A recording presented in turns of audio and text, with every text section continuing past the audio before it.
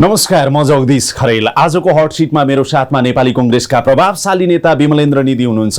उहाँसँग म अब आसन्न निर्वाचन, गठबन्धनको कुरा, त्यसपछि नेपाली राजनीति अब कसरी अगाडि बढ्ला, समसामयिक राजनीतिकै विषयमा केन्द्रित रहेर विशेष कुराकानी गर्नेछु। स्वागत छ तपाईलाई। धन्यवाद। नेपाली कांग्रेसको महाधिवेशनपछि तपाईँ कता हराउनुभयो? खास गरेर आम जनमानसमा सधैँ आइरहने, सधैँ छाइरहने, सधैँ भिजिरहने विमलेन्द्र निधिलाई अलि ओझेल छायामा जस्तो देखियो नि। कता हुनुहुन्थ्यो तपाईँ? मैले पत्रकार र सञ्चार जगतको प्राथमिकतामा म परिनँ, तपाईँहरूको प्राथमिकता परिनँ। म त आफ्नो काम गरिरहेकै छु। त्यस्तो कहाँ हो र? त्यस्तो हो र? किन प्राथमिकतामा पर्नु भएन होला त तपाईँ? थाहा छैन। सभापतिमा तपाईँ पराजित भएसँगै र दोस्रो चरणमा शेरबहादुर देउवालाई तपाईँले समर्थन गरेसँगै तपाईँको राजनीतिक भूमिका पनि र राष्ट्रिय राजनीतिमा तपाईँको भूमिका अलिकति छायामा परेको हो? होइन, म सभापति पदमा उम्मेदवार भएपछि पराजित भएको मात्रै होइन, शेरबहादुर देउवा म लडेँ, त्यसपछि प्रकाश मानजी लड्नुभयो, शेखर कोइराला लड्नुभयो, अनि एकजना भाइ कल्याणको लड्नुभयो। शेरबहादुर जित्नुभयो। फर्स्ट राउन्डमा त उहाँ आउन सक्नु भएन, सेकेन्ड राउन्डमा यहीँ आउनुभयो। मैले पनि उहाँलाई भोट दिएँ, त्यो बेलादेखि समर्थन गरिरहेको छु। जहाँसम्म पार्टीभित्रको मत प्राप्तको आधारलाई हेर्दै हो भनेदेखि त शेरबहादुर पछि शेखरको आयो सेकेन्ड भोट, त्यसपछि प्रकाश मानको, त्यसपछि मेरो तेस्रो भोट आयो। अब तेस्रो भोट आएको हुनाले त्यसको अर्थ, यसको सान्दर्भिकता, यसको हैसियत म त बुझ्छु नि। ममा त्यत्रो आत्मश्लाघा पनि छैन, अतिरञ्जना पनि छैन। के महसुस गर्नुभयो त? नेपाली कांग्रेसको नेता कार्यकर्ताहरूले मलाई सभापतिको रूपमा रुचाएका रहेनछन् भन्ने नै तपाईँले महसुस गर्नुभयो कि फरक महसुस गर्नुभयो? त्यही महसुस गरेँ। के लुकाउने कुरा के छ र? भोट चाहिँ तपाईँको चौथो, शेरबहादुरजी पहिलो जित्नु उहाँले, होइन, शेखरजी दोस्रो, प्रकाश मान तेस्रो, म चौथो भनेपछि त मतदाताले शेरबहादुरजीको ठाउँमा मलाई तपाईँको परिवर्तन गरेर राख्न चाहेन भन्ने कुरा त महसुस त गर्नै पर्यो नि। त्यसको मतलब के? तपाईँ उपसभापति भइसकेको, उप प्रधानमन्त्री भइसकेको, गृहमन्त्री भइसकेको र अरू धेरै भूमिकामा रहिसकेको विमलेन्द्र निधिको अब पार्टीमा राजनीतिक भविष्यमा बिट मारेको हो तपाईँ? टुङ्गो लागेको हो? अब फेरि सभापतिको तपाईँ दावेदार होइन भनेर? अहिले अब सभापतिको दावेदार त 15औं महाधिवेशनमा के हुन्छ? अहिलेको सन्दर्भ अब सभापतिको दावेदारीको छैन। अब अहिले तत्कालै तपाईँको 14औं महाधिवेशनपछि हेर्नुहुन्छ भने हामीहरूको मध्य प्रदेशको पहिले जलाहारी प्रदेशमा 2 भन्थ्यौँ, पार्टीको संरचनाको प्रदेश तहको अधिवेशन बाँकी थियो, चुनाव बाँकी थियो। त्यसमा मेरो उम्मेदवारी रामसरोज यादव अनि शेरबहादुरजीको उम्मेदवारी कृष्ण यादव हुनुभयो। मैले उहाँलाई समर्थन गरिसकेपछि मैले उहाँले भनेको थिएँ यही मेरै घरमा कि 2 जना बिचमा छौजदारी गराइदिनुहोस्। त्यो सक्नु भएन, उहाँले साथीहरूले मानेन भन्नुभयो। त्यसपछि दोस्रो पार्टीको चुनाव बाँकी थियो, जिल्ला अधिवेशनको हाम्रो प्रदेशको। धनुषा जिल्लाको जिल्ला सभापतिको चुनावको बेला हो भने जोगेन्द्र पजिया र सन्तोष यादवको बिचमा समझदारी गराइदिनुहोस् भने मैले, उहाँले गराउन सक्नु भएन। हुन्छ भन्नुभयो, साथीहरूले मानेन भन्नुभयो। अब त्यहाँ मेरो समर्थनमा रहेको उम्मेदवार जित्नु भएको छ, तपाईँले हराउनु भन्नुभयो। तत्काल त म त्यही थिएँ। त्यसपछि स्थानीय तहको निर्वाचन भयो। स्थानीय तहको निर्वाचनमा म सक्रिय नै छु र जनकपुर उपमहानगरपालिकाको गठबन्धनमा नेपाली कांग्रेसमा परेन, अर्को उम्मेदवारले दिनुभयो। त्यहाँ पनि होइन, यी सबै राजनीतिक चलखेल घटनाक्रमहरूमा तपाईँ हुनुहुन्छ। मैले विमलेन्द्र निधि सरलाई सोधेको के भने तपाईँको अब सभापति हुने सपना चाहिँ समाप्त भएको हो? कहाँ सपनाकै समाप्त हुन्छ? अहिले सन्दर्भै होइन, यो असन्दर्भिक प्रश्न हो। किनभने 15औं महाधिवेशनमा गएर होइन, तपाईँ विरक्तिएर हिँडेको जस्तो देखियो नि त। छैन।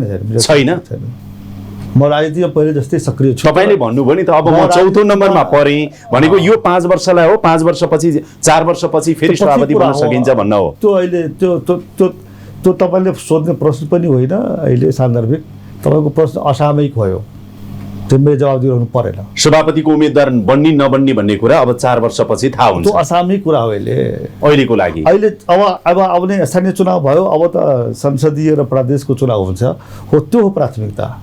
त्यसमा त सक्रिय छँदैछु म। होइन, तपाईँले चाहिँ अब अहिले भर्खरै मात्र पनि होइन, बुझेँ मैले बुझेँ, तर मलाई चाहिँ चौथो नम्बरमा नेता कार्यकर्ताले मेरो चाहिँ हैसियत त्यो देखाइसकेपछि नाउ आई सुड अन्डरस्ट्यान्ड कि मेरो पोजिसन कहाँ हो भनेर मैले बुझ्नुपर्छ भनेर मैले रियलाइज गरेँ भनेको जस्तो महसुस गरेँ मैले। त्यही नै भन्नुभयो नि तपाईँले। त्यसको मतलब यसपालिको लागि हो, यो यसपटकको लागि। अब राजनीति त म गरिरहन्छु नि त, पार्टीभित्र राजनीति गरिरहन्छु म। यसपालि नेपाली काङ्ग्रेसले गएको चुनावमा नेपाली काङ्ग्रेसले संसदीय चुनावमा 23 ठाउँमा जित्यो, अनि के पछिको लागि त्यही त त्यो मेरो प्रश्न चाहिँ मूल प्रश्न के थियो भने तपाईँ सभापतिबाट पराजित भएसँगै कतै विरक्तिएर यो अब तपाईँले हेर्ने दृष्टिकोण तपाईँको हो, यो तपाईँको गलत दृष्टिकोण हो, सोचाइ हो, यो कतै विरक्तिको छैन। तर मैले भने फुर्ती लगाउनु भएन मैले अनावश्यक। कसैले हैसियत, मेरो हैसियत कम हो, यसमा कुन लुकाउनु कुरा भयो। 250 भोट पाएँ, पार्टीभित्र 250 भोट पाएको हैसियतमा मेरो बौद्धिकता, मेरो क्षमता, मेरो के अरे डेडिकेसनमा कमी भएको छैन। तर पार्टीभित्रको हैसियत जुन हो नि त्यो त मैले स्वीकार गर्नुपर्छ। रियलाइज यो बिचमा गर्नुभयो हो त, गरेकै छु नि त, गर्नु पनि पर्छ सबैले। जसले गर्दैन, भिपी कोइरालाको एउटा मलाई लाइन याद छ, क्रान्तिकारी त्यही हुन्छ जो वास्तविकताको धरातलमा उभिएर सोच्दछ र काम गर्दछ, कर्म गर्दछ। वास्तविकता त्यही हो। होइन, मैले त सोधेको अब यो बिचमा पनि यो बिचमा पनि नो यो अब यसलाई रिपिट नगर्नुहोस् प्रश्न। रिपिट गरेको होइन मैले। अब अगाडिको प्रश्न सोधेको। अगाडिको प्रश्न अहिले संसदीयको चुनाव हो होइन, अब अगाडिको प्रश्न तपाईँलाई के सोधेको नि, यो बिचमा यत्रो धेरै सम्पर्क सम्बन्ध र तपाईँको चर्चा देखिएन, अनि पछिल्लो समय अयोध्यातिर जानुभयो, धार्मिक यात्रातिर जानुभयो, धर्म कर्मका लागि जानुभयो, विमलेन्द्र निधि किन अयोध्यातिर जानुभयो भन्ने पनि त प्रश्न उठ्यो। के भन्नुहुन्छ? मैले धार्मिक यात्रा पनि हो, तर सँगसँगै अयोध्याको प्रश्न गर्नुभयो तपाईँले। अयोध्यामा म किन गएको भनेदेखि जनकपुरको तर्फबाट मिथिलाको प्राचीन राजधानी जनकपुर हो र मिथिलाको प्राचीन राजा जनक हो। जनकको दरबारमा धनुष थियो, शिवजीको धनुष। त्यो शिवजीको धनुष नै धनुष यज्ञमा प्रयोग भएर राम र सीताको शुभ विवाह सम्पन्न भएको। यसको धार्मिक महत्त्व पनि छ, राजनीतिक महत्त्व पनि छ। त्यो बेलाको धनुष, तत्कालीन धनुष, त्यो युगको धनुष, पिनाकी धनुष, त्यो शिवजीले दिएको सबभन्दा शक्तिशाली, तत्कालीन युगको सबभन्दा शक्तिशाली शस्त्र थियो। त्यसलाई राम्ररी याद गर्नु होला, म योभन्दा बढी व्याख्या गर्न चाहन्न। त्यो शस्त्र थियो, त्यो शस्त्रको बारेमा अध्ययन गर्नु, प्रयोग गर्नु, बुझ्नु भनेको त्यो धर्म हो, राजनीति हो, के हो, त्यो म यहाँ व्याख्या गरिरहन चाहन्न, परेन। अब अयोध्यामा धेरै विवादपछि सुप्रिम कोर्टको फैसला भइसकेपछि त्यहाँ राम जन्मभूमिको मान्यता प्राप्त गरेर रामलल्लाको मन्दिर त्यहाँ बन्दैछ। अयोध्या र जनकपुरको सम्बन्ध त्यो युगकालदेखि नै हो। म त्यहाँ जनकपुरबाट त्यो राम मन्दिरमा धनुष प्रतीकको रूपमा रहिरहोस् भनेर जनकपुरबाट दिन चाहन्छु। किनभने त्यो धनुष त दशरथको दरबारमा थिएन, त्यो धनुष त राजा जनकको दरबारमा थियो।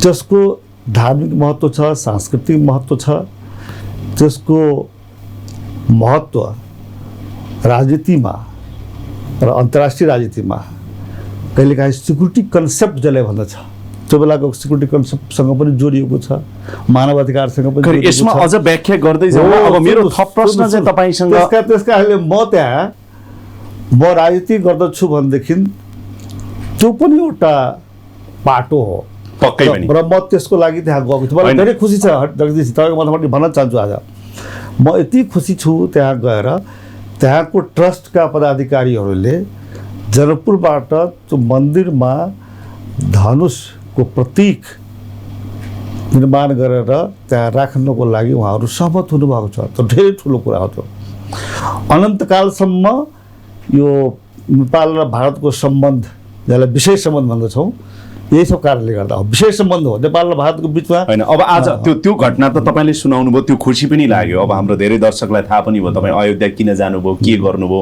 कस्तो रह्यो, नेपाल भारत सम्बन्धका कुराहरू भए। एउटा कम्प्लिट हुन्छ। मेरो तर्फको प्रस्ताव त्यहाँ धनुष राख्नु हो, जो कि सहमति पनि भएको छ मेरो यो भ्रमणकालमा।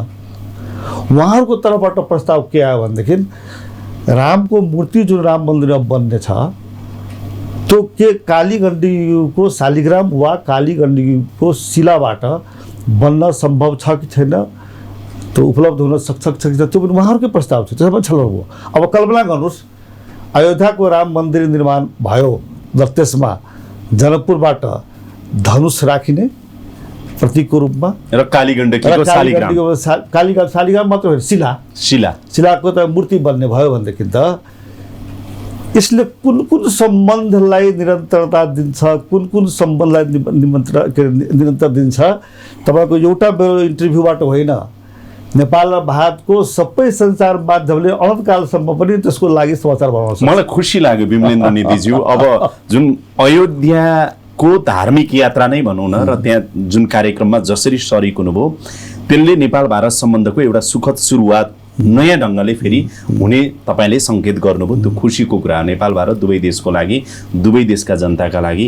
अब त्योसँगै जोडेर मेरो अर्को प्रश्न चाहिँ त्यहाँसम्मको धार्मिक यात्रा हुँदै दिल्लीको राजनीतिक यात्रासम्म पनि तपाईँ भ्याएर आउनुभयो होइन त? दिल्लीमा सुखदै रह्यो। हो, दिल्लीमा पनि मेरो यसपालिको भारत यात्रा भनौँ, अयोध्याको यात्रा अनि दिल्लीको यात्रा। थप एउटा प्रश्न सोध्छु अनि यसमा कम्प्लिट गर्न सजिलो होला। धार्मिक यात्रा सँगसँगैको तपाईँको अर्को राजनीतिक यात्रालाई नेपाली अहिलेको राजनीतिमा बडो अर्थपूर्ण रूपमा हेरिएको छ, तपाईँ केही बताउन चाहनुहुन्छ? दिल्लीको राजनीतिक यात्रा पनि जोडेर बताइदिनुहोस् न।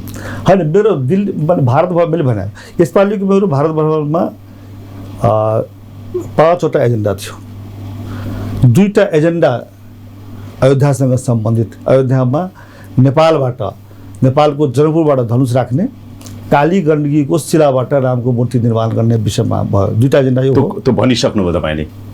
दिल्लीको यात्रा मेरो विकाससँग सम्बन्धित यात्रा हो। नितिन गडकरी जो सडक परिवहन मन्त्री हुनुहुन्छ, म फेरि अयोध्या र जनकपुरलाई कनेक्ट गर्ने, उहाँले 4 लेनको सडक बनाउने भनेर घोषणा गर्नुभएको छ। त्यो 4 लेनको सडक जलेश्वर भिठामोरबाट आउने उहाँले भनिसक्नु भएको छ।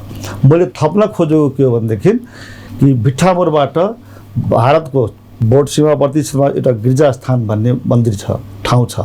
त्यो गिर्जास्थान हुँदै नेपालको जठी सीमासम्म आओस्, जहाँ कि नेपालको तर्फबाट ढल्केवर जनकपुर जठीसम्म 6 लेन बनै भौतिक पूर्वाधार मन्त्री भएको बेलामा निर्माण भइसकेको छ। यो नितिन गडकरीले गर्ने हो, उहाँलाई मैले भने। र त्यो गिर्जास्थान भनेको तपाईँको त्यो पनि 2टा महत्त्व छ। त्यहाँसम्म त्यति डिटेल नजाउँ। अब अर्को त्यहाँ कलकत्ता बन्दरगाहबाट पनि जठी पोइन्टलाई जोडेर तपाईँको अहिले जुन 1 नम्बरको अन्तर्राष्ट्रिय व्यापारिक मार्ग रक्सोल भएको छ, त्यसको अर्को वैकल्पिक व्यापारिक मार्ग पनि बनोस् भन्ने प्रयोजनको लागि। त्यस कारणले मैले विकासको लागि पनि गएको म दिल्ली, होइन।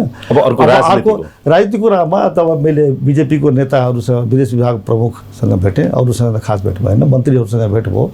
उहाँहरूसँग अब नेपाली काङ्ग्रेस र बिजेपीको जो सत्ताधारी दल हो, यहाँ पनि नेपाली काङ्ग्रेस सत्ताधारी दल, त्यहाँ पनि सत्ताधारी दलको बिचको सम्बन्ध कायम रहोस् र दुई देशको राजनीतिक सम्बन्ध चाहिँ अझै राम्रो होस् भन्ने हो। तपाईँको यसरी भारत भ्रमण भइराख्दाखेरि भारत भ्रमणलाई सफल बनाउन सहयोग गर्न स्वयं प्रधानमन्त्री शेरबहादुर देउवाले पनि अलिकति पहल गरिदिनु भएको थियो, मतलब सहयोग गर्नुभएको थियो, राजदूतलाई भनेर सहयोग गर्नुस्, यो गर्नुस् भनेर। मेरो बानी अनुसार र मेरो बानी होइन, म एउटा पार्टीको सदस्य भएको हुनाले मेरो गतिविधिहरूको बारेमा पार्टीको चिफलाई मैले बताइरहनुपर्छ र के तपाईँले गर्नु प्रधानमन्त्रीलाई बताउनु भएको थियो र के गर्नुभन्दा अगाडि चिफलाई जानकारी दिइराख्नुपर्छ भन्ने मेरो आजदेखि मेरो राजनीति गर्ने शैली त्यही हो र सबैले गर्नुपर्छ हो। म भारत यात्रा जानुभन्दा अगाडि शेरबहादुरजीसँग पार्टी सभापति घाइसेलले पनि प्रधानमन्त्री घाइसेलले पनि यो यात्राको बारेमा मैले उहाँलाई अवगत गराएको थिएँ। अयोध्या जाँदैछु र बडो खुसी हुनु उहाँ। दिल्ली पनि जान्छु अनि त्यसमा उहाँले भारतमा रहेका हाम्रा नेपाली दूतावासको राजदूतलाई फोन गरेर ल विमलजी हाम्रो सिनियर नेता हो त्यहाँ जाँदै हुन्छ त्यहाँ भेटघाट यताउति के मिलाइदिनु होला भनेर भन्नुभएको थियो उहाँले। त्यही हो। अब अर्को कुरा जगदीशजी भन्दैछु म त्यति मात्रै होइन मैले अयोध्या भ्रमण र भारत भ्रमणको बारेमा शेरबहादुरजीसँग कुराकानी भनिसके उहाँले जानकारी गराइसकेपछि मैले सत्ताधारी घटक दलको प्रचण्डजीसँग पनि भेटेँ, माधव नेपालजीसँग पनि भेटेँ, उपेन्द्र यादवसँग पनि भेटेँ, राजेन्द्र महतोसँग पनि भेटेँ। सबैलाई मैले म यसरी अयोध्या जाँदैछु भारत पनि जाँदैछु भनेर म के भन्छु भनेदेखि तपाईँ सुन्नुहोस् न, होइन मैले बुझेँ, होइन एकदमै राम्रो कुरा गर्नुभयो कि राम्रो र अलिकति अर्थपूर्ण कुरा नि गर्नुभयो। तपाईँ अयोध्या हुँदै दिल्लीसम्म पुगेर आउनुभयो, प्रधानमन्त्री पार्टी सभापति अरू सत्तारूढ दलका नेता अब लगायत अरू दलका नेताहरूसँग नि म यसरी जाँदैछु भनिराख्नुले यति भ्रमणको लागि यत्रो सबैसँग सोधेर जानु पर्थ्यो र त्यहाँभित्र अरू केही रहस्य त लुकेको छैन, अरू कुनै अर्थ त छैन। कल्चर हो। के हुन्छ भने एउटा देशमा राजनीतिमा त्यो पनि सत्ताधारी दलहरूको बिचमा भइरहेको गतिविधिहरूको बारेमा एकअर्कासँग सेयर गरिरहनु राजनीतिको लागि, राजनीतिक सहमतिको लागि, राष्ट्रिय नीति निर्माणमा कुनै दिन गएर कुनै बाधा नहोस् भन्नको लागि यो तपाईँको आवश्यक कोड अफ कन्डक्ट हो भन्ने म ठान्दछु। खैर तपाईँले त्यो भन्नुभयो। अब तपाईँले धार्मिक यात्राको कुरा त क्लियर गर्नुभयो, विकास निर्माणको सन्दर्भमा यो भयो नितिन गडकरीसँग यसरी कुरा भयो यसो भयो भन्ने कुराहरू पनि क्लियर भन्नुभयो। राजनीतिको विषयमा चाहिँ भारतीय नेताहरूसँग नेपालको सन्दर्भमा तपाईँले के कुरा गर्नुभयो, उहाँहरूले के कुरा गर्नुभयो? होइन सिम्पल कुरा, इलेक्सन छ, इलेक्सन आउँदैछ, इलेक्सनमा उहाँहरूले भन्ने कुरा केही पनि छैन, मैले पनि भन्ने भएको छैन। अब संसदको इलेक्सन छ, नेपालको डेमोक्रेसी स्टेबल होस् भन्ने कुरा त यो चाहिँ यति मात्रै भयो। त्यो मतलब छैन भनेको अर्को चाहिँ नि धार्मिक अथवा विकास निर्माणका कुरा जस्तो कङ्क्रिट कुरा भएन। यसमा राजनीतिमा के कङ्क्रिट कुरा गर्नु पर्यो? हाम्रो कुरा हामीले गर्ने, उहाँको कुरा उहाँले गर्ने। त्यही त तपाईँको कुरा हाम्रो कुरा अन बिहाफ अफ नेपाल तपाईँले के कुरा गर्नुभयो र उहाँहरूको के रह्यो? नेपाल र भारतको सम्बन्ध राम्रो छ राजनीतिक रूपमा पनि। लोकतन्त्र, दुई देशको लोकतन्त्र सुदृढ होस् र दुई देशको लोकतन्त्रको कारणले गर्दाखेरि दुई देशको विकासमा एकअर्का सहयोग गरौँ, त्यही त हो नि। त्योभन्दा बढ्ता कुरा के भयो? लामो समयदेखि तपाईँको राजनीतिक सहयात्री सँगै काम गरेको, सँगै रहेको अहिलेको प्रधानमन्त्री शेरबहादुर देउबा जो पार्टी सभापति हुनुहुन्छ, पछिल्लो समयमा केही घटनाहरूबाट अलिकति तपाईँहरूको सम्बन्ध नराम्रो त नभनौँ, औपचारिकतामा मात्रै सीमित रहेको जस्तो बाहिरबाट देखिन्छ र सम्बन्ध राम्रो हुनु पर्थ्यो। सभापति शेरबहादुर देउबा र विमलेन्द्र निधि बीच पछिल्लो समयमा साह्रै औपचारिकतामा मात्रै सीमित भयो भन्ने कुराको महसुस चाहिँ भारतीय पक्षका तपाईँका अब भनौँ न साथीभाइहरूलाई अथवा उहाँका साथीभाइहरूलाई पनि परिरहेको छ, जसको कारणले यसपालाको तपाईँको दिल्ली भ्रमणबाट चाहिँ शेरबहादुर देउबा र विमलेन्द्र निधिलाई फेरि मिलाउने पहल पनि सँगै भइरहेको छ भन्ने कुरा बाहिर बजारमा आएको छ।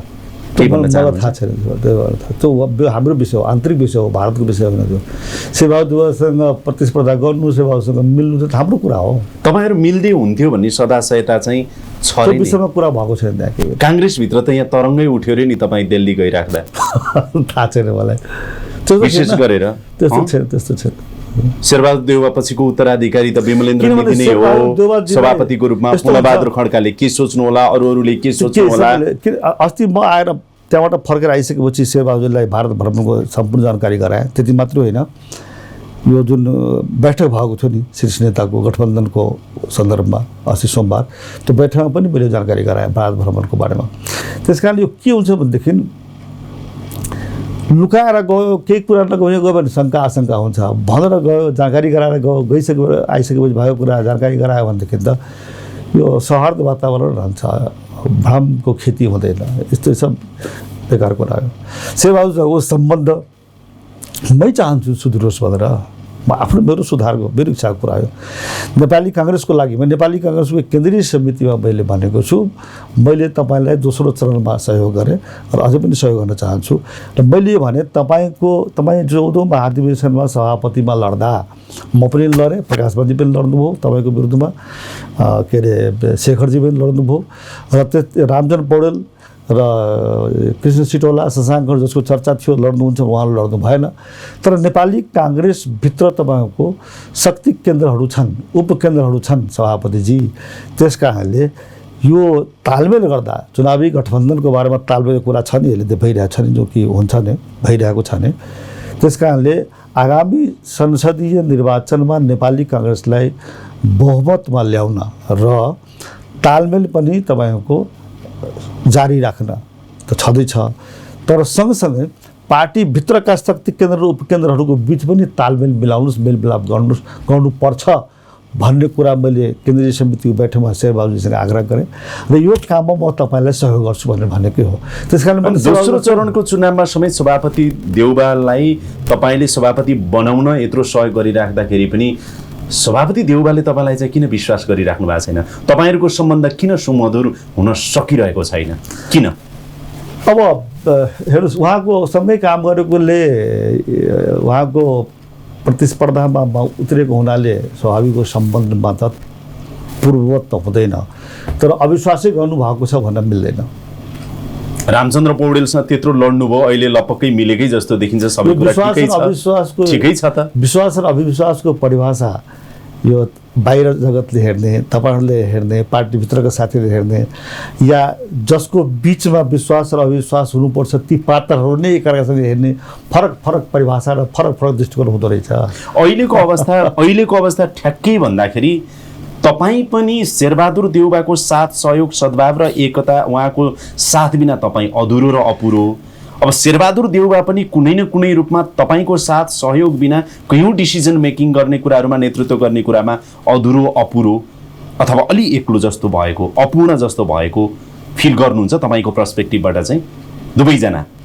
होइन, उहाँले के फिल गर्नु त उहाँको कुरा हो। तपाईँको पर्सपेक्टिभ भने तपाईँ चाहिँ के फिल गर्नुहुन्छ? हो भन्ने लाग्छ। स्वाभाविक हो, म त अब शेरबहादुरजीसँग काम गरेको पनि छु, पार्टी सभापति हो। पार्टी सभापतिसँग त सबै सदस्यहरूले तपाईँको विश्वासको सम्बन्धलाई कायम राख्दै एकअर्कासँग सहयोग लिएर दिल्ली गर्नुपर्छ भन्ने मेरो आशा हो। त्यस दृष्टिकोणले अझै राम्रो सम्बन्ध भइदिएको भए राम्रो हुन्थ्यो भन्ने लाग्छ मलाई पनि। होइन, त्यो लाग्ने आफ्नो ठाउँमा छ। यतिखेर म सभापतिसँग भएको भए चाहिँ यी कुराहरू, गलत कामहरू गर्न दिन्न थिएँ अथवा यो अझै राम्रो गराउँथेँ, अझ मेरो साथले उहाँको नेतृत्व पार्टीमा पनि सरकारमा पनि मजबुत हुन्थ्यो, त्यो हुन सकेन भन्ने लाग्छ या लाग्दैन? सिधा भन्नुहोस् त। त्यो तपाईँको सञ्चार माध्यममा भन्ने विषय होइन यो, म त उहाँसँग कुरा गर्छु नि। भन्नु भएको छ? मैले भने त उहाँसँग भन्ने कुरा हो यो, तपाईँको माध्यमबाट दुनियाँलाई बताउने कुरा होइन। त्यो तपाईँ नै भएको भए चाहिँ उहाँको नजिकमा उहाँले अझ पर्फर्मेन्स, उहाँले तपाईँहरूले सोच्ने विश्लेषण गर्ने कुरा हो। अब मैले म भएको भए यसो गर्छु, म नभएको यसो गर्छु भन्ने विषय मैले यहाँ टेलिभिजनमा दुनियाँलाई बाहिर भन्ने राजनीतिक कोड अफ कन्डक्ट होइन यो।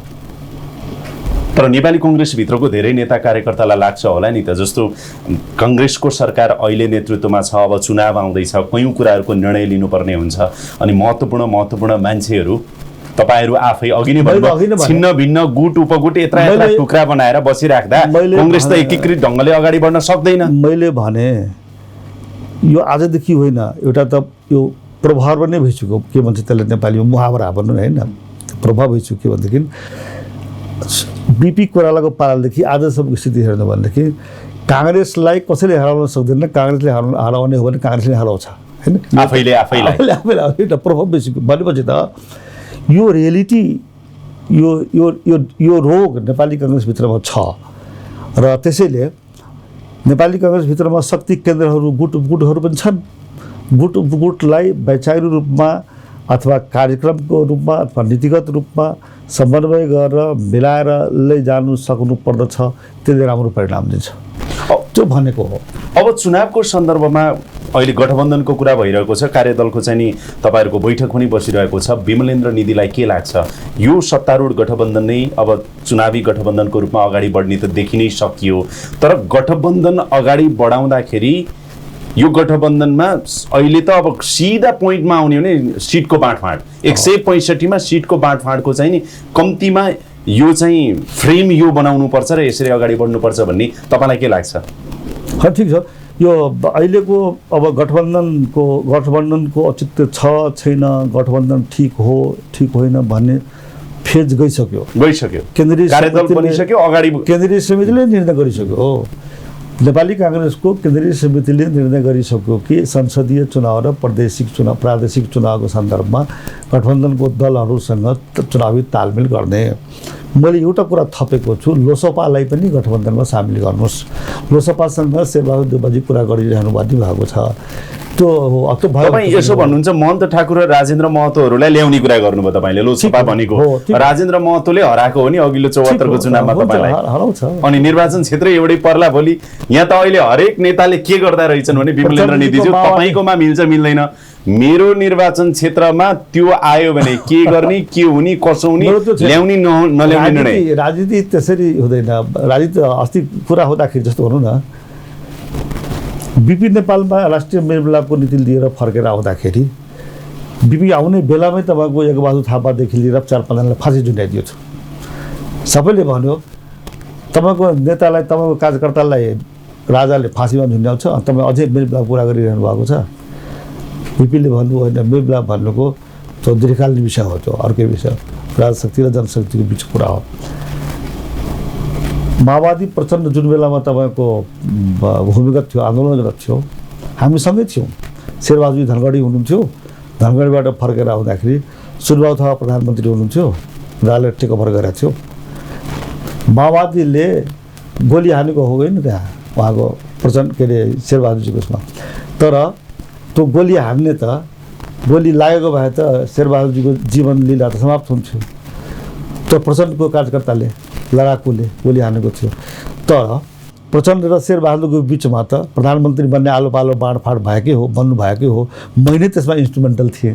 राजनीति यसरी हुँदैन के त्यो हराउने जिताउने बाटो। लोकसभा आउनुपर्छ भन्ने हो तपाईँको? मेरो लोकसभा आउनुपर्छ। अब यो सिटको बाँडफाँडको हिसाबमा अहिले काङ्ग्रेसको 60% का कुरा छन्, 100 का कुरा छन्, तपाईँ के भन्नुहुन्छ? 165 संसदीय सिट हो, 330 प्रादेशिक सिट हो। बाँडफाँड हुने गठबन्धनमा तालमेल भन्नुको यही सिटमा हो। अब यो तालमेलको जिम्माको लागि कार्यदल बनाइएको छ। कार्यदलले नेपाली काङ्ग्रेसलाई अप्ठ्यारो नपर्ने गरी अरू दल। काङ्ग्रेसको स्ट्यान्ड के हुनुपर्छ? सङ्ख्यामा नभने पनि नेपाली काङ्ग्रेसको स्ट्यान्ड, तपाईँ नेपाली काङ्ग्रेसको नेता भएकोले यो स्ट्यान्डमा काङ्ग्रेस चाहिँ रहनुपर्छ भन्ने के छ? अहिले होइन, अहिले साथीहरू त्यहाँ कुरा गर्दै हुनुहुन्छ, कति होला अब खालि काङ्ग्रेसको स्ट्यान्ड लिएर मात्र त भएन।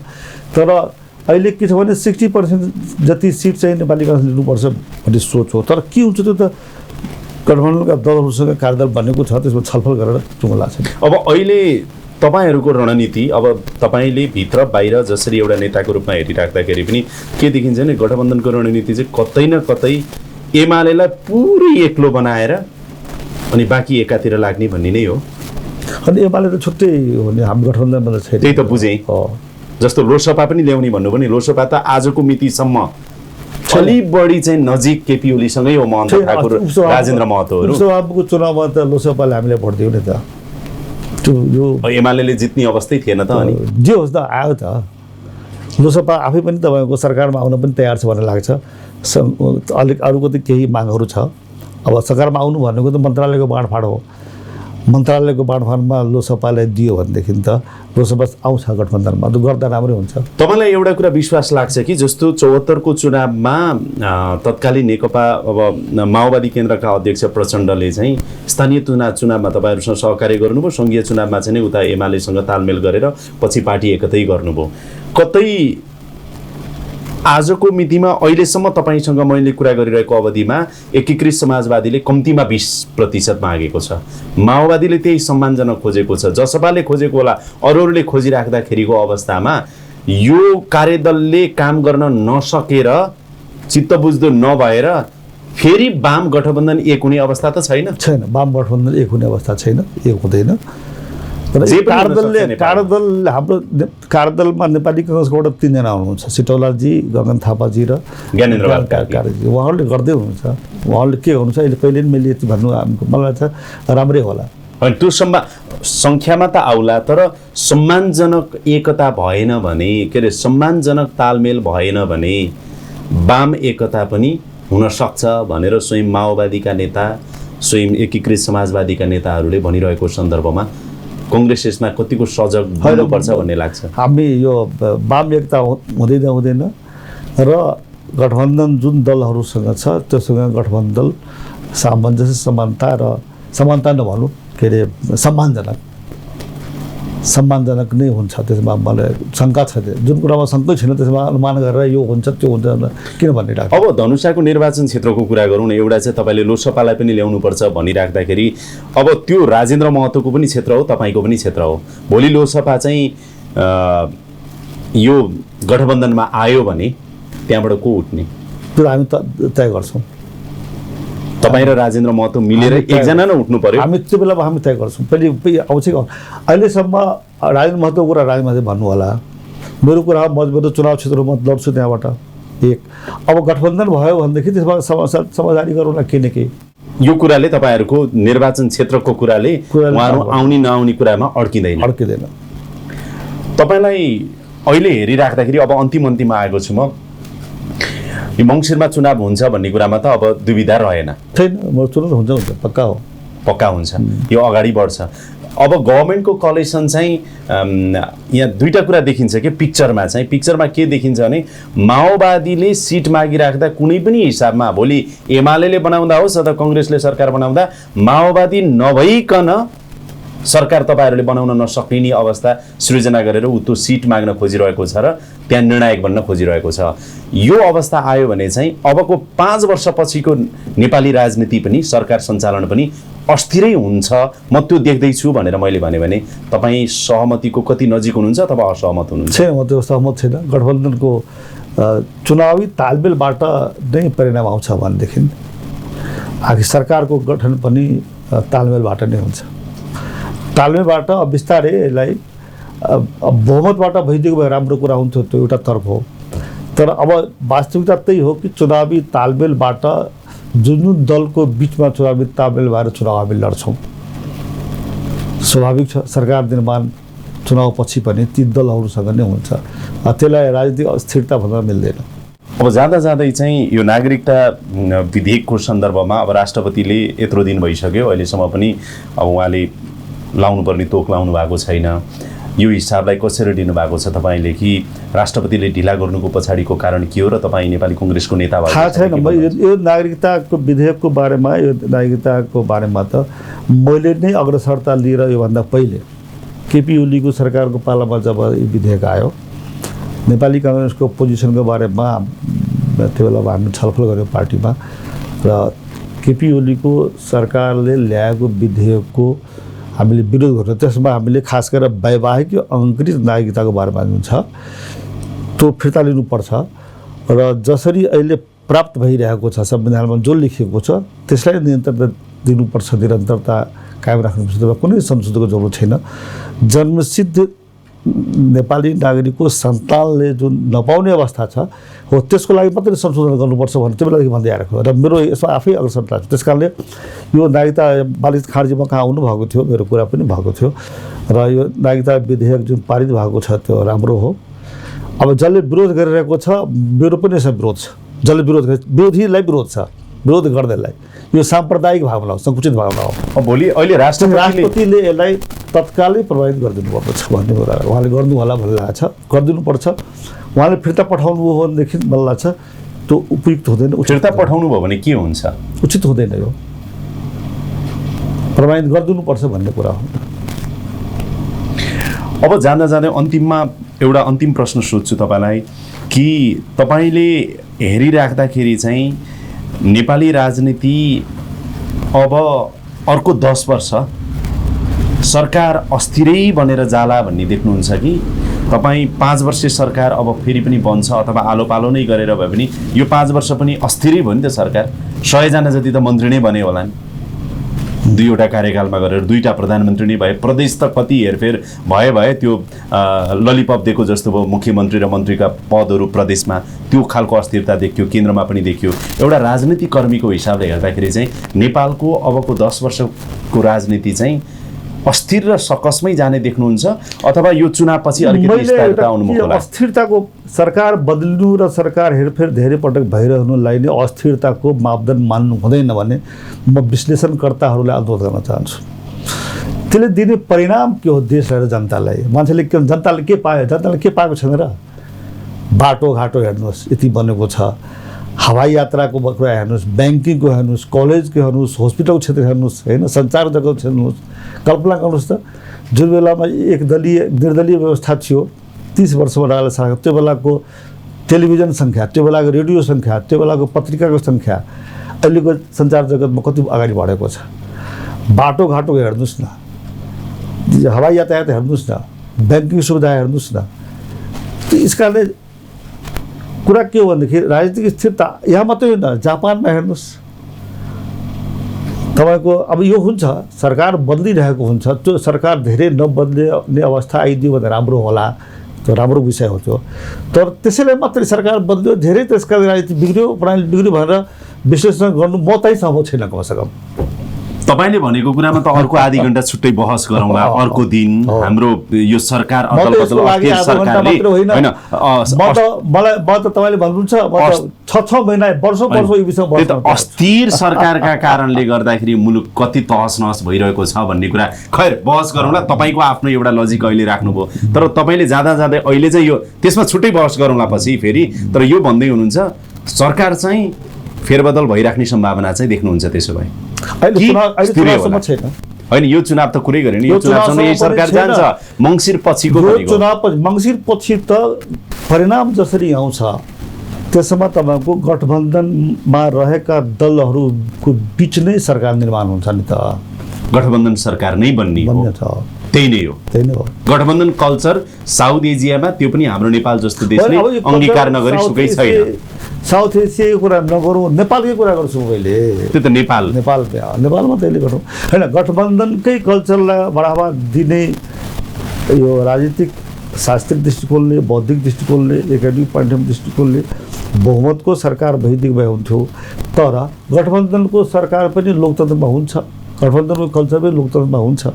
त्यो पनि राम्ररी परिणाममूलक ढङ्गले, सहज ढङ्गले राजनीतिक स्थिरता, निर्णय प्रणाली अनिर्णयको बन्दी नहुने किसिमले भइदियो हुँदैन, त्यो पनि तपाईँको आपत्तिजनक कुरा हुँदैन।